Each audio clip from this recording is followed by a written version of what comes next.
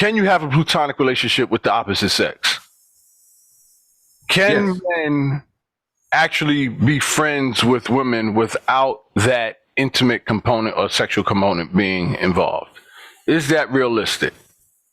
Like, Yes. how many of us, as a whole, Cal, not Okay. exceptions, so how many I of mean, us, I mean, really, like the women and men, come on, yeah, yeah, all right, I think so. No, I think so. Let me chime in on this. I think so because I mean, one, I've done it.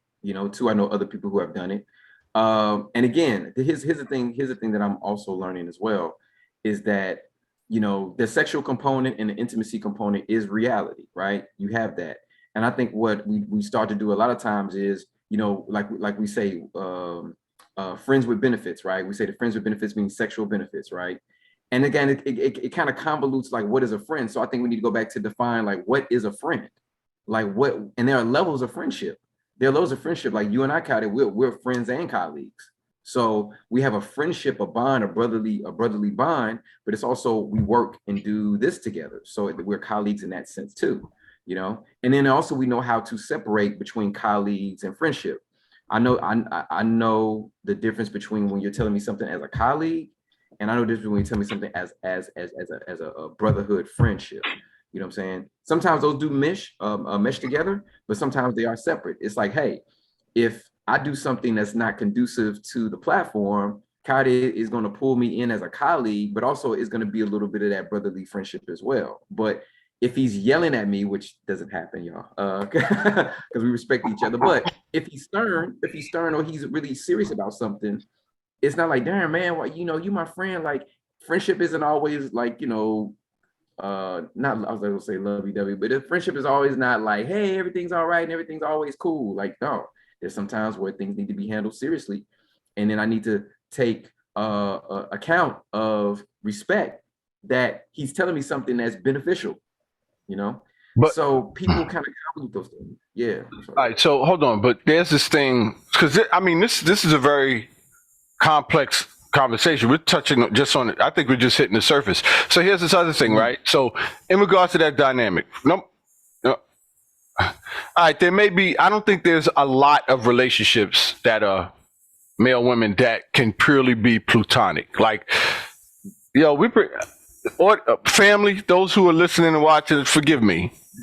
Yeah, forgive me, because I know it seems like we jump from topic to topic, but all these things flood in. I mean, because there's all these things, and I'm trying to pace it out, but all these things play a part. So there's a situation, Cal, where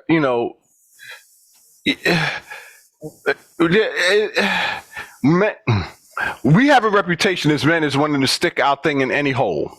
Let's keep it real. Let's be 100, right?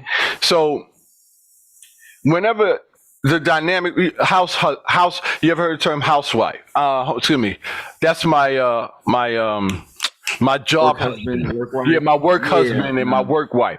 These stereotypes or what have you happen for a reason, right? Come on, just keep it. There's a statement that also says, there's a study actually that says men can sleep around and not, it won't affect their relationship, right? So men can have sex with women and not be like as emotionally connected, right, compared to a woman. So before a woman sleeps with a dude, right, she has to be emotionally connected to him first, because if she sleeps with a dude, it's already over. She's already left you if she slept with somebody else. As opposed to us, we can sleep with a girl and we can still come home and love our wives the same, or love our girlfriends the same, or what have you. So getting back to your point, Cal, that you were saying that you've had, connect, like, in regard, I think the relationship, me and Cal, that's my brother, man. That's my homeboy, or what have you. So when I speak to him and we talk about means, we talk about, he's going to take it a certain way, because that's my dude. That's my brother. You know what I mean? That's how we, but if I can say, let's keep it real. I can say the same thing to you, Cal, right? The way I bring it to you. And Cal, like, I got you, Cal. All right, cool. Nah. I say that to a woman, not you, Nashana. Not you.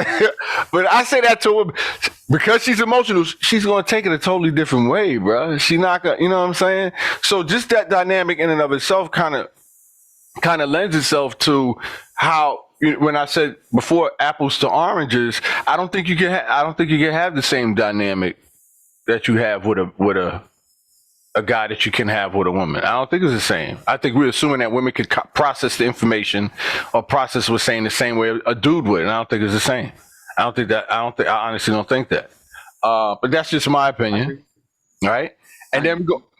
And then we're going to tie it into that Platonic thing. I think in any relationship where it's man, it is another thing. I don't know. You don't watch this. You probably don't. Fresh and Fit, right? Where you have these girls, Nashana, comment on this. You have these girls that says, "Oh, he's just my friend." Friend zone. Let's talk about friend zone. You're gonna call him and you're gonna say, "I miss you. Why haven't we ever taken it to the next level?" When he's like 100% my bestie. Hello? Hi, bro. I miss you so much. So I have a question. I always wanted to know why we never dated. I thought you wasn't ready for commitment. I was what? I thought you was ready for commitment or something. It crossed my mind, but Bro, what? What do you mean? Where these women put guys in friend zones. I mean, there's so much. There's so many Let's topics. talk about that. Yeah, it's. I mean, because it's so much. Yeah. It's so much. There's so many parts to this thing. So, right, Nasana want to say something. So hold on, let me get this thought out, Nasana. No, I don't want to say anything.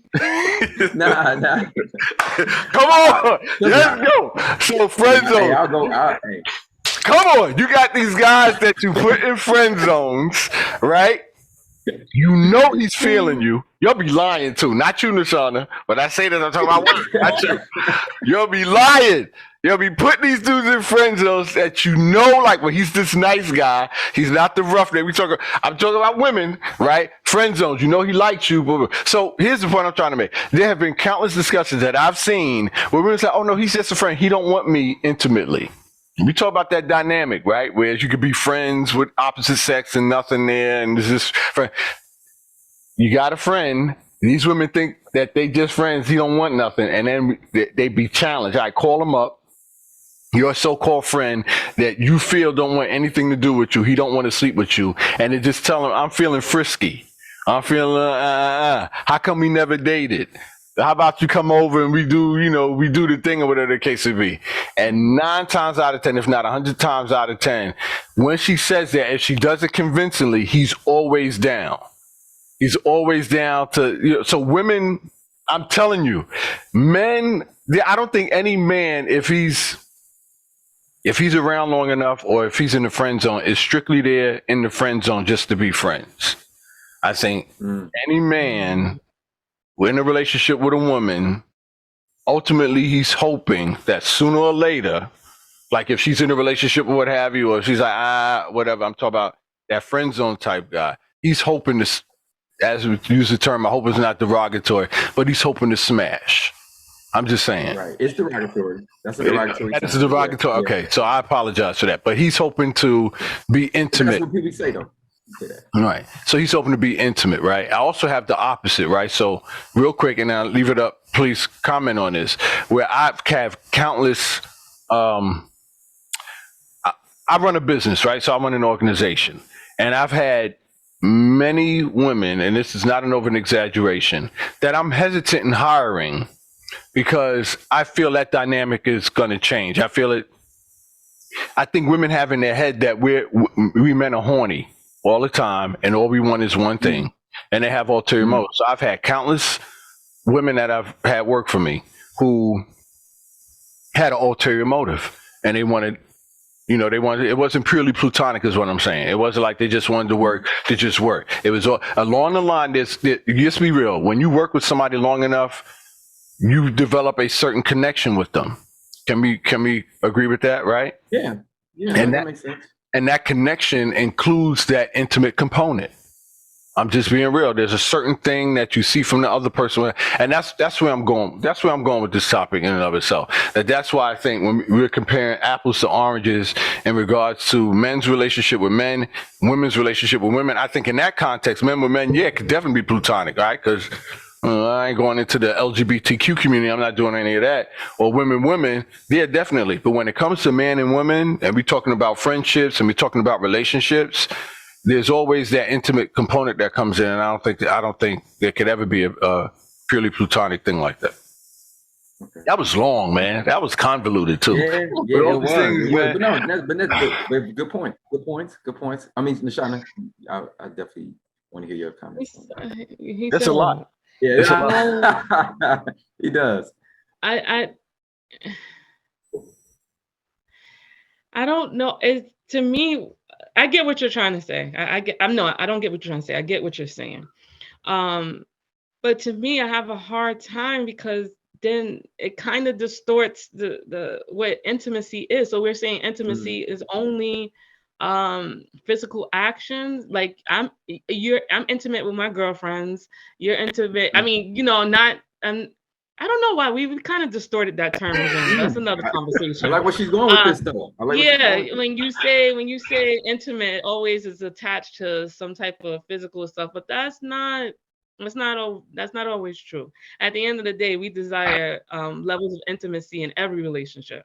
For some reason, as a human nature, we just think it's between men and women. I'm gonna leave that alone. I think what kind of bothered me, what you were saying was like, so you're saying that because to me that's a lack of maturity. Then that there's no way that men and women can be friends. Is that true, or does that speak to someone's maturity or capability? Because there are some situations, and then the friend zone thing that does exist. I'm not saying that doesn't exist. That does exist. But in some cases, you can genuinely see this is my friend. Like you can see that this person, even though it may be of the opposite sex, it is my friend. Now, as a society, we have perverted the capability and diminished the capability of men and women being able to be friends. Like, does that exist? I'm not saying that it always works. I'm not saying that, because you were right. We have a percentage. I'm quite sure you can find studies and research as to where friends of benefits came into the relationship. But I do honestly believe that it can work. It can exist. I sincerely do. I believe, like, I have brothers, and like they're my brothers, like, and I don't wouldn't say, oh, I friend zoned them or I did that. They're my brothers, and they have spouses and relationships and different things like that. And we're sincerely brother and sister. Now that may be easier for me to come because I come from the church background. So my dynamics in that is a little different, and in my role there, it may be different. So it may be easier for me to be able to foster these relationships. But as a society, it's hard for me to take into and to accept that men and women cannot be friends. Now you have to be mature. Like, I know if I'm attracted to you, I can't befriend you on that level, because I know that no. But if there is maturity, and we see that we have, like me and Dixon are friends, like, I see the way he thinks and the way it stimulates me mentally, you know what I'm saying, as a friend. And there's nothing wrong with that level of intimacy as a friend. Like, why does everything have to be so perverted? Like, I don't know. So let me answer that, and this is great because this helps me keep it within that context. So, all right. So understand this. All right, and this, I think, where it gets convoluted. So yeah, the perversion with intimacy. First of all, we're indoctrinated as a populace with these images of sexuality from when we're young, right? Even Disney. If you do research on Disney, there's a study on Disney that talks about, if you look at the cartoons, I'm about to drop some stuff on you, I don't know this already. If you look at the cartoons, and there's the YouTube videos that y'all can look up now, Disney and sexual innuendos in the cartoons that they have that little kids watch show images of genitalia. You don't even realize it. It's in a general, if you look on family, you're viewing this, take a look at it. Definitely, family. Just research it, family. Just research it. If you do history on Mickey Mouse and Disneyland and all that other stuff, it's perversion like you wouldn't believe. The whole, like, Mickey Mouse Club growing up and all that is Hollywood perversion. So we're indoctrinated as young kids with these sexual images that we don't even realize. It's cloaked in the cartoons. Not lying. So it's already embedded in our heads to associate. It's just what it is. I'm not going to just look it up. Right. So And when we talk about intimate, I'm sorry it's that way. It's perverted, but it's just what it is. I'm trying to stay on point with you, Nishan, because you brought up some very valid stuff. So intimacy, yeah, can exist. I'm not saying it doesn't, but you made up a very valid point. You, Nishana, and this is directed at you specifically for what you said. You said if you know that you are attracted to this individual, right? You know you can't be friends with him. Or, you know, you are cognizant of that, right? That's you. And you was talking about, well, then if I can't have that type of pure intimacy with a person that doesn't involve sex, then that's a level of immaturity. You're right. It is a level of immaturity. And you'd be surprised that just because you may be 30, 40, 50 years old, you know, that these 30, 40, 50 years aren't mature. I can't tell you, and I'm going to be real careful as I say this. Me as a person, I realize that I'm on the same conscious level that you are, Nishana, right? You know, so when I walk down the street, right, and I see a woman in provocative clothing, those tight spandex and all that other stuff, I'm conscious of that. As a man, come on, it's not pretend that we men over here, right? So as men, because that's how we're biologically built. We see the femininity in women. We see that's what attracts us. That's the curves and stuff like that. But I'm consciously aware of that. So I make sure every point when I'm walking down the block, I see a woman in production, I keep my eyes straight. I don't look back. I can't tell you how many times. I'm starting to see a little change, though. I got to say, thank God. I can't tell you how many young men that I see generally. It's funny, young men don't even act that way. But I see people my age, 30s, 20 years old, a woman walk by in provocative clothing. They're literally breaking their neck to see, you know, what she's wearing and stuff like that. I see old men in their 70s, you know, gawking at women, young women, and you know what I'm saying? So when we're talking about age and the level of maturity and stuff, I'm sorry, but just because you're old don't mean you're mature, like you said. That's one point. The second point is you're cognizant of that. But like, again, the kind of misinformation, what have you, he may not see it the same way you do. You see it that way. You got it on lock. That doesn't necessarily mean that he does. And then this whole thing, just keep it 100. And then just because somebody's married, don't mean they faithful either. Just because somebody claims they're in a committed relationship, don't mean they're faithful either. So you can have friends with somebody and your comfort level with that individual is one in which you feel comfortable that you don't have to worry about their intimacy being perverted and associated with sex because this person is committed with somebody else. You may feel that way, but this other individual may not, just because they're in a relationship. For me, I know I'm not with this person 24 hours a day, 7 days a week. So I don't know what they do in their private time. I don't know what they're doing. I know how they present themselves to me, and how they present themselves to me is a boundary that I set that they respect. That is one thing, right? If they respect your boundaries, kudos to them.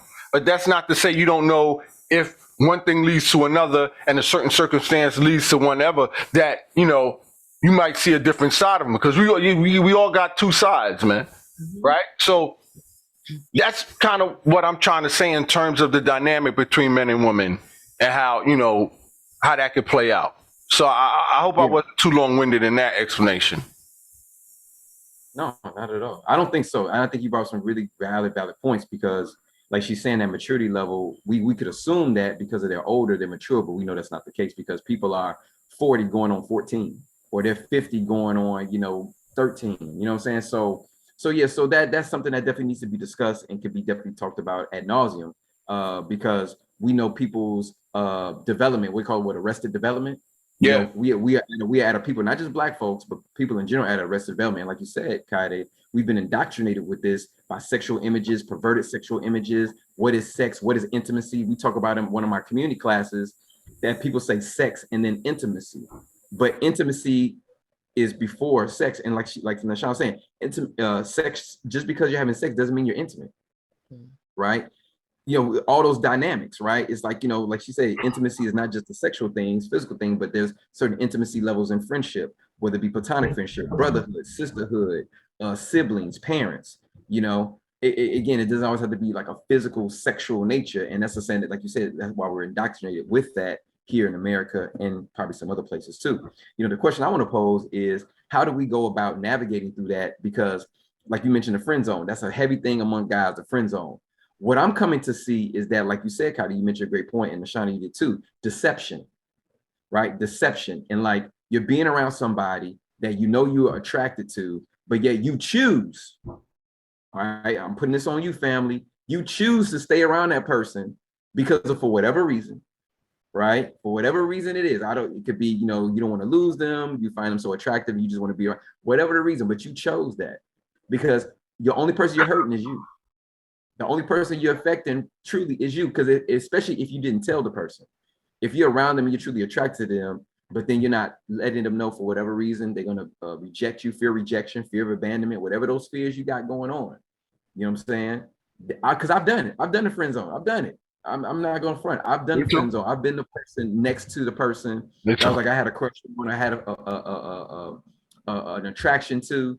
But what did I not do? I did not tell that person that. Why? Because of fear rejection. So that's something I had to deal with. And I had to be straight up with myself and say, if I'm going to be around a woman that I'm attracted to, I'm going to let her know.